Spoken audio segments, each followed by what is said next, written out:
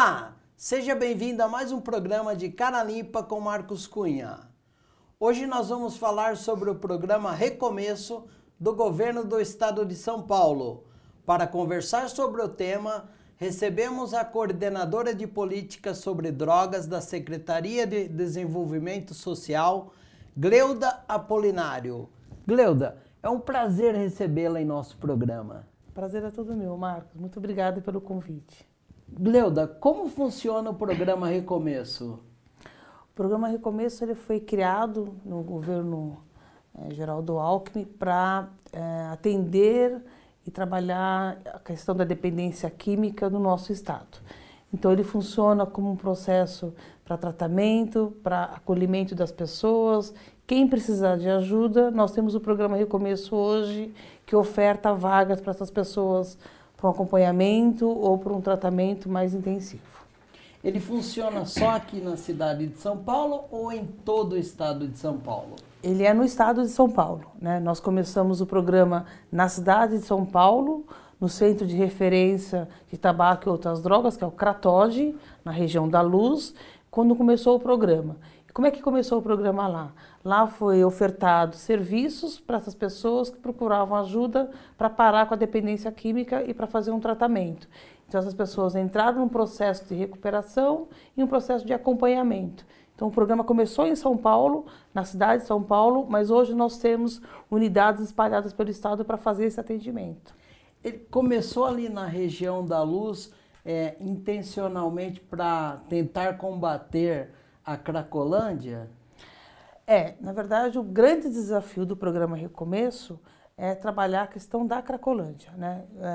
Nós temos uma ação efetiva na região da Cracolândia, até por solicitação do nosso governador, dizendo que se nós não resolvermos a situação da Cracolândia enquanto política pública, nós não conseguimos resolver a discussão sobre política sobre drogas no nosso estado. Então a Cracolândia é sim um grande desafio para nós e um grande motivador para que as políticas públicas funcionem. Então nós começamos na região da Cracolândia mesmo. E o CRATOD é uma referência para esse serviço. E o que o programa Recomeço vem fazendo ali naquela região para conseguir ajudar aqueles indivíduos que ali estão? O programa ele funciona por etapas, né? Então, no caso da Cracolândia, que a gente está falando aqui, o que nós fizemos? Nós constituímos uma equipe, que a gente chama equipe de abordagem, que são os conselheiros de rua.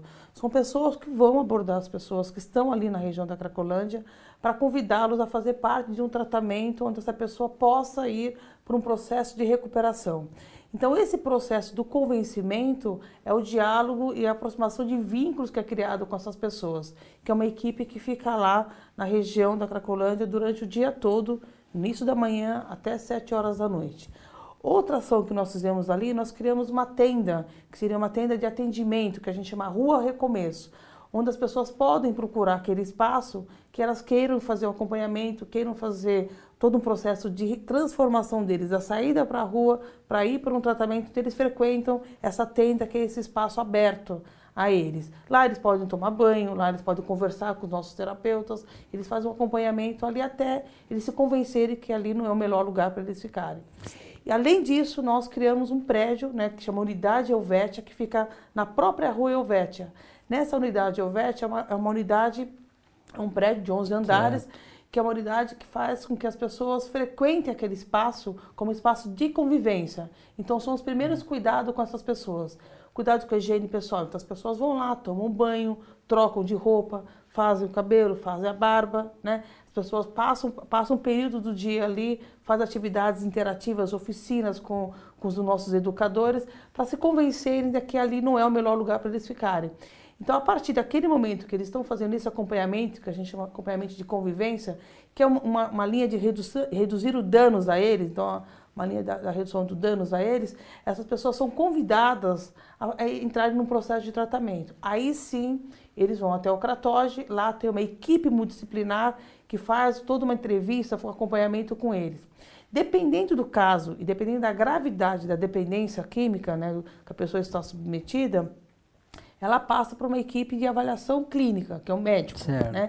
E o médico vê essa condição dessa pessoa, ela pode ir para um tratamento ambulatorial, quer dizer, aquele tratamento que ele não precisa ficar internado, né? ou se ela deve passar por um atendimento de internação, que a gente chama leito de desintoxicação. Se for o caso ela ir para um leito de desintoxicação, então nós temos uma rede de hospitais que faz o acolhimento das pessoas para a desintoxicação, que é de curta duração, que dura de 20 a 30 ou no máximo 40 dias. Saindo desse lugar, ela vai para o processo de acompanhamento ambulatorial, que são os CAPs, né? Que é o Centro de Atendimento Psicossocial. Certo. Nesse atendimento, essas pessoas são acompanhadas, ou lá mesmo, se elas são daquela região da Luz, ou no bairro de origem de onde vieram essas pessoas. Há um trabalho com a família desses indivíduos? Sim. Nós temos, especificamente na cidade de São Paulo, nós temos os Centros de Integração da Cidadania, os CICs, que ficam na periferia da cidade, no entorno. Lá nós colocamos uma equipe multidisciplinar que a gente chama Recomeço Família, que é uma equipe de apoio, em parceria com um grupo de apoio Amor Exigente, que fica nesses CICs, ficam nessas regiões, para acolher essas famílias que têm dúvidas, que querem saber como é que é a questão da dependência química, que tem o seu familiar que está internado ou que foi para uma acolhida numa comunidade terapêutica, ele passa a ser acompanhado por nós nessas unidades. A nossa intenção do Recomeço Família é que o Estado de São Paulo faça isso também em todas as cidades que queiram ter um atendimento familiar por conta da dependência química, em parceria com o grupo de Amor Exigente. Gleuda, o Recomeço tem quantos leitos? Nós temos uma meta de atendimento de vagas, né, que são 3.000 vagas que devem ficar disponíveis, que estão disponíveis hoje na rede Recomeço, que a gente chama, que são os hospitais, né, as comunidades terapêuticas de interesse de saúde e as comunidades terapêuticas de interesse social. Dessas 3.000 vagas que nós colocamos à disposição, as pessoas vão lá e frequentam, passam um período, né, se for no caso de leito de intoxicação, isso que eu expliquei, né, de 20 a 30 ou no máximo 40 dias. Se for na comunidade terapêutica, é um período de 6 meses, podendo a avaliação do caso, ela ficar por mais 6 meses. Então, hoje, a rede ela é coberta com 3.000 vagas. Mas nessas 3.000 vagas, já passaram quase 5.000 pessoas. Quantos leitos estão preenchidos hoje? Ele é diário, né? Então, hoje, a gente tem disponível, que são quase 2.000 leitos disponíveis para a desintoxicação. Então, a frequência ela é diária. Então, nós temos o controle, né, da ocupação desses leitos, mas nós temos os leitos ocupados e são desocupados diariamente. Então, hoje, o que eu diria para você? Nós temos uma cobertura de quem precisa e quer fazer um tratamento, quer parar de usar droga, quer entrar no processo de recuperação. Nós temos hoje as vagas disponíveis, mas não porque elas estão desocupadas, é porque há essa rotatividade de ocupação, né? Então, a proposta nossa é que a cobertura no Estado, ela aconteça que quem precisa e quem busca ajuda tenha a vaga imediatamente. E isso a gente garante no Estado inteiro. Isso é importante frisar, né? Que verdade. hoje quem quer ajuda Tem aonde encaminhar, né? E hoje como é que ele é feito? Na cidade de São Paulo ele é feito pelo CRATOG. Então hoje a frequência no CRATOG, nós tivemos no ano de 2014, 11.000 pessoas procuraram o CRATOG, né? Dessas 11.000 pessoas, 4.000 pessoas passaram por um processo de desintoxicação. Então, quer dizer, há uma procura, né? E essas pessoas vão até lá, ocupam os leitos ou não, né? Às vezes vão só para a comunidade terapêutica, às vezes o caso não é de grave, de intoxicação, mas as pessoas elas procuram ajuda e nós oferecemos essas ajudas. Então, o programa Recomeço, na verdade, ele é um programa que faz uma atenção de cuidados dessas pessoas, né? E essa atenção de cuidados vai todo o ciclo dele do processo de dependência, até quando ele sai, né? Do tratamento no hospital ou tratamento de comunidade terapêutica, porque ele precisa ser acompanhado. E aí ele é acompanhado através de um CAPS ou com a sua família. O que é transmitido para a população é que a Cracolândia está largada, que ninguém faz nada. E pelo que você está falando, não é bem assim. Não é bem assim. Ali existe realmente um desafio muito grande, né? E infelizmente as políticas públicas hoje, da responsabilidade tanto do governo do estado quanto do governo municipal e do governo federal, tem que ser de forma articulada e integrada, senão você não tem êxito no resultado do que você se propõe a fazer. E hoje, de fato, a Cracolândia, ela existe da forma como ela está cada vez piorando, mas não é por ausência dos serviços públicos. Muito pelo contrário, Marcos. Ali há uma concentração de profissionais que atuam. O que difere é a estratégia que é usada pelas gestões para lidar com a questão da dependência química, né? E as estratégias são usadas de forma diferente.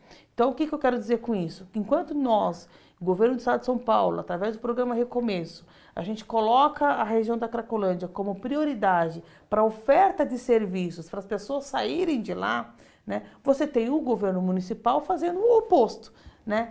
Fazendo com que as pessoas permaneçam naquele local através dos hotéis que eles alugam ali no entorno da Cracolândia para essas pessoas ficarem lá. A oferta que eles dão do recurso para essas pessoas são 500 pessoas que recebem semanalmente um valor em espécie, quer dizer, em dinheiro, toda sexta-feira à tarde, na região da Cracolândia, porque essas pessoas estão fazendo parte de um programa municipal. Então, eles entendem que aquelas pessoas têm o direito a receber esse recurso em espécie. O que isso provoca? Um aumento do tráfico de drogas. Então, de fato, ali a região da Cracolândia, para nós, é um grande desafio, mas enquanto não houver essa sintonia de que quem está na Cracolândia não tem uma vida digna, quem está na Cracolândia precisa ter oportunidades e estratégias para sair dali, para ser acompanhada, para ser assistida, para ter um processo de recuperação, enquanto nós não tivermos essa mesma convergência de ideias do enfrentamento à gestão pública, nós vamos sempre ter uma Cracolândia. Gleuda, no próximo bloco eu quero falar com você sobre internações involuntárias e compulsórias. Não saia daí, já já voltamos.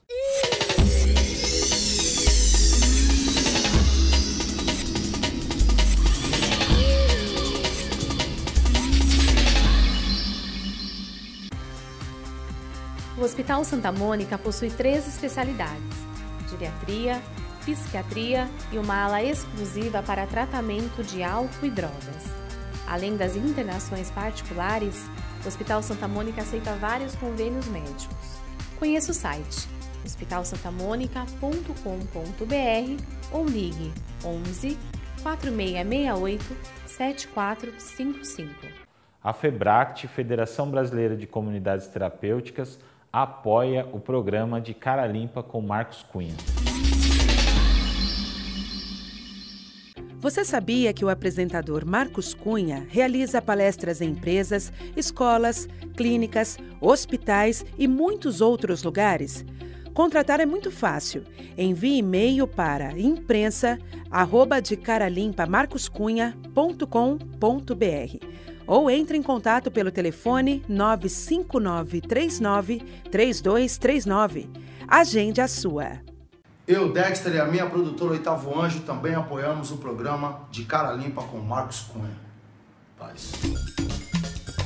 Precisa de ajuda para se livrar do vício do álcool e das drogas?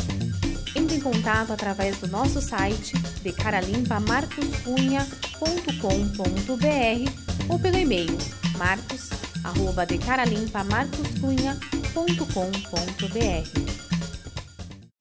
Você superou o vício do álcool e das drogas? Entre em contato e conte a sua história. Seja o entrevistado do próximo programa de Cara Limpa com Marcos Cunha. De Cara Limpa também está nas redes sociais. Siga nossa página no Facebook e acompanhe as novidades. Facebook/De Cara Limpa com Marcos Cunha. Quer acompanhar os bastidores das nossas gravações?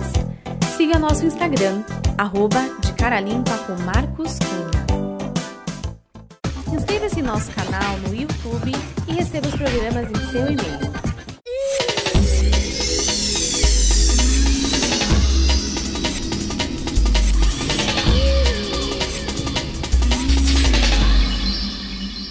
Estamos de volta com a coordenadora de políticas sobre drogas da Secretaria de Desenvolvimento Social, Gleuda Polinário. Gleuda, você poderia explicar para a gente o que é internação involuntária e compulsória? É importante falar das voluntárias também, né? Por Nós favor. temos a internação voluntária quando a pessoa pede para ir se tratar e passar por um processo de internação para ela se desintoxicar. Né? Quando ela mesma decide. Quando ela mesma decide. Que são, a maioria dos nossos casos são internações voluntárias. Tá. As involuntárias, bem resumidamente, é quando um parente, alguém da família, vai e pede que faça uma avaliação clínica daquela pessoa se ela precisa de uma internação. Geralmente isso acontece ou no caso dos adolescentes ou no caso de pessoas que não percebem que precisa se tratar porque ele é um dependente químico. Então o familiar vai com essa pessoa para uma avaliação e ele autoriza essa pessoa a ser internada para fazer o tratamento. Certo. A compulsória já não tem, ele não tem alguém que responda por ele. A compulsória é quando o Estado, através do sistema de justiça, fica respondendo por aquela pessoa porque não tem ela condições de decidir. Não tem condições de decidir por quê? Porque às vezes ela está num tal grau de dependência química, né, no uso abusivo da droga, que ela perde essa condição de discernir, né, o que é realmente condição de risco de vida dela ou não. Então, nesses casos, que são os casos mais graves, que tem uma questão crônica da dependência e tem outras comorbidades envolvidas, às vezes, ou ele está em risco de vida mesmo, então o juiz autoriza a determinação porque houve um laudo médico antes, dizendo que aquela pessoa, se ela não entrar no processo de tratamento, às vezes começa até pelo tratamento clínico de outras patologias que a pessoa possa ter até antes da dependência química, se essa pessoa não entrar no processo de tratamento, ela pode realmente perder a própria vida.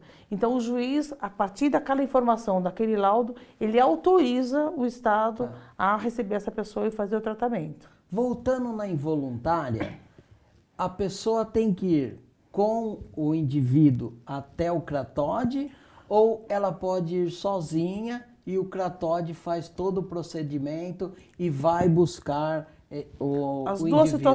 As duas situações. Nos casos que a gente chama de visita domiciliar para ver a questão do risco, né? Então há uma situação, geralmente os casos, o parente convence o outro a ir lá no CRATOD ou ir lá no serviço de saúde para fazer essa avaliação da condição da dependência dele.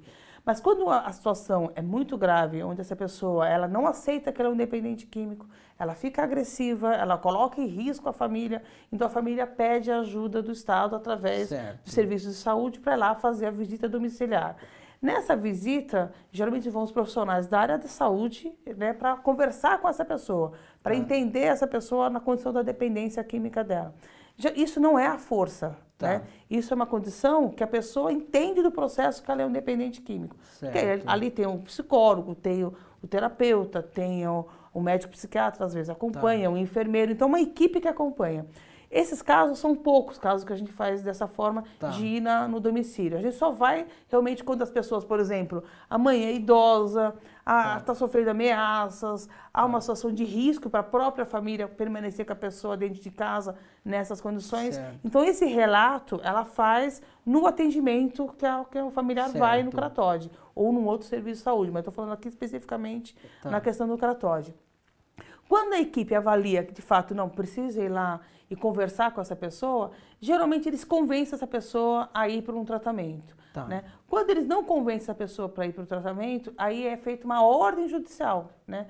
Aí o juiz determina que essa pessoa tem que entrar no processo de tratamento.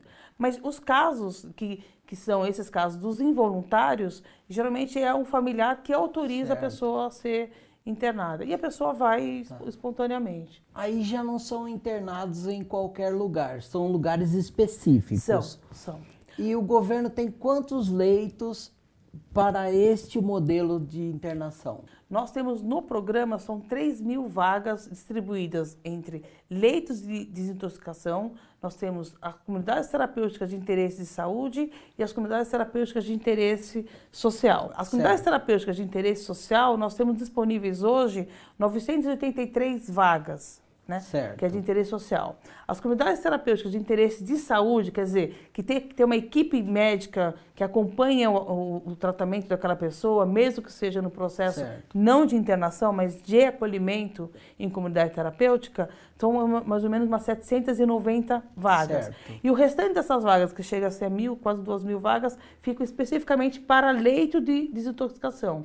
Esses leitos eles são distribuídos em 33 hospitais da rede do Estado, em várias cidades. Né? Então, nós temos uma rede de 88 serviços prestando para essa população especificamente. Esses estão aptos a fazer internações involuntárias? Sim. É uma rede que a gente chama rede credenciada, né? Que tem uma parceria com o poder público, através de uma parceria de convênios, e lá eles colocam à disposição uma quantidade, um percentual de vagas para a questão da dependência química. Gleuda, vou fazer uma pergunta que eu fiz na Federação Brasileira de Comunidade Terapêutica quando estive lá, e vou refazer para você agora. Comunidade terapêutica pode fazer internação involuntária? Não. Nós temos um modelo de comunidades terapêuticas hoje no Brasil, agora, o mês passado, foi regulamentado pelo Conselho Nacional de Política sobre Drogas, né, que a gente chamou de Marco Regulatório de Comunidades Terapêuticas. O que isso quer dizer na prática? Que existe um modelo de prestação de serviço de comunidade terapêutica. Todos aqueles serviços que saiam desse modelo não é comunidade terapêutica. Então, qual é o modelo? Não é internação, ele faz acolhimento, né? Então, muda o conceito. Comunidade terapêutica não interna, mas ela acolhe as pessoas em regime de moradia, né? Ela dá assistência de moradia. A comunidade terapêutica, todas as pessoas que entram na comunidade terapêutica têm que ser de forma voluntária. Né? Ela não faz nem o acolhimento, nem a internação involuntária, e muito menos a compulsória. Não existe comunidade terapêutica que faça o acolhimento compulsório. O compulsório é só nos casos do tratamento clínico, né? Que são aqueles casos que eu falei, quando as pessoas estão em risco de vida, estão com outros problemas de saúde e precisa ir para um hospital para fazer o atendimento clínico delas. Isso é o compulsório. Mas são poucos casos. Para você ter uma ideia, em São Paulo nós tivemos só no ano de 2013 e 2014, 11 casos de compulsórias, né? E quase 5 mil casos de voluntárias. Então a proporção realmente é muito diferente. Por quê? Porque a internação compulsória, ela é no caso de alto risco. Isso. Então são casos raros. Agora, geralmente ela é a voluntária. Então as comunidades terapêuticas hoje acolhem as pessoas de forma voluntária. Então o marco regulatório deu um pouco essas regras do que deve ser uma comunidade terapêutica. Sem fins lucrativos, isso é importante.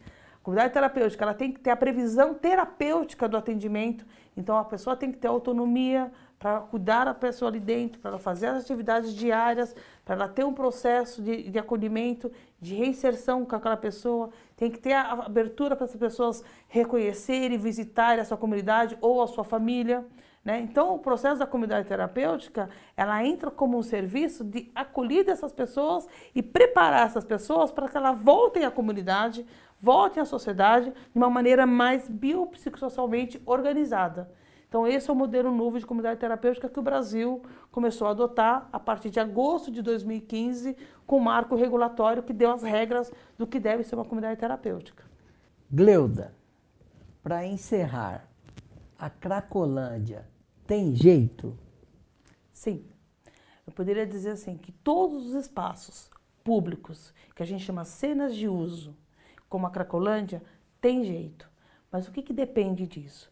Depende da participação da sociedade, depende da participação do poder público estadual, municipal, federal e depende principalmente da conscientização das famílias que essas pessoas, elas têm uma origem, elas podem ser cuidadas e podem ser tratadas. Então, sim, ela tem jeito, desde que todas as forças e todas as ações que acontecem na Cracolândia, elas convergem para o mesmo objetivo. Recuperar aquelas pessoas, tirar aquelas pessoas de lá, não à força, né? Não num processo que você retira e joga para um outro lugar, não. Tirar aquelas pessoas de lá, dando uma oportunidade a elas de se tratarem e de se recuperarem. O que nós, como sociedade, podemos fazer? Acho que tem duas estratégias, né? A sociedade é a questão da conscientização, o teu programa é um programa que leva a informação e a conscientização que aquelas pessoas são doentes, né? Que aquelas pessoas precisam de cuidados, então isso é importante, né? Cada vez esclarecer e conscientizar mais a população de que essas pessoas precisam de ajuda no sentido de cuidado, fortalecer os grupos de apoio. Nós temos muitos grupos sérios, bons, que trabalham e recuperam essas pessoas, que é o Narcóticos Anônimos, o Amor Exigente, o Alanon, Faces e Vozes. Você tem vários grupos de apoio que fortalece e recupera essas pessoas. Alcoólicos Anônimos. Os Alcoólicos Anônimos, nós temos muitos.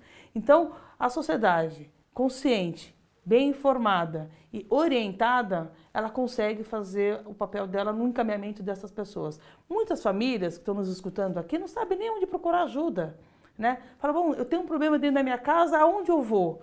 Não, o que eu faço? Então, eu diria para vocês, para essas pessoas que estão com problemas, a porta de entrada para você ir buscar ajuda para dependência química é sempre um posto de saúde. Ou é um CAPS do município, ou é uma OBS, ou é uma UPA mental, mas a porta de entrada é a saúde. E chegando lá, é direito dessas pessoas buscarem tratamento. Cleuda, muito obrigado por participar do nosso programa. Foi um prazer falar com você.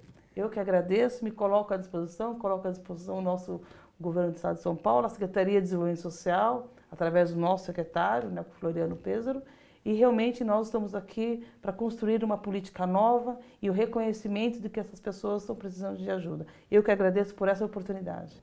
Chegamos ao final de mais um programa de Cara Limpa com Marcos Cunha. Agradeço a você que nos assistiu através da TV e que vai nos assistir no nosso canal do YouTube. Todos os programas também estão disponíveis no nosso site. Não esqueça de curtir a nossa página no Facebook e acompanhar os bastidores do nosso programa pelo Instagram. Até a semana que vem.